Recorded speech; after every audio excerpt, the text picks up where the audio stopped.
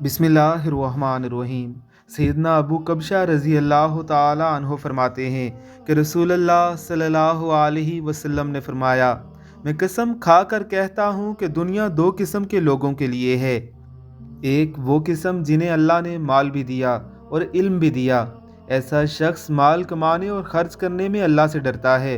वो अपने इल्म की बिना पर माल के ज़रिए रिश्तेदारों से हुस्न सलूक भी करता है और हुकूकुल्लाह की अदायगी भी करता है। ऐसा बंदा सबसे बेहतर दर्जे पर है। दूसरी वो किस्म जिन्हें अल्लाह ने इल्म दिया मगर माल नहीं दिया। अलबत्ता नेक नीति से ऐसा शख्स कहता है, अगर मेरे पास भी माल होता तो मैं भी पहले किस्म वालों की तरह खर्च करता। अपनी सच्ची नीयत की वजह से इसे भी पहली किस्म वाले सखी के बराबर अजर मिलेगा।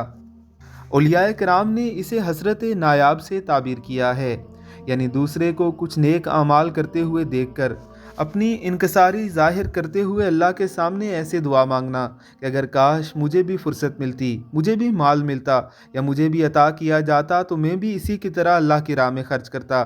ऐसे शख्स को उस शख्स के बराबर सवाब मिलता है जो वो तमाम काम कर रहा होता है। अल्लाह हमें समझने की तौफीक अता फरमाए। आमीन सुम आमीन।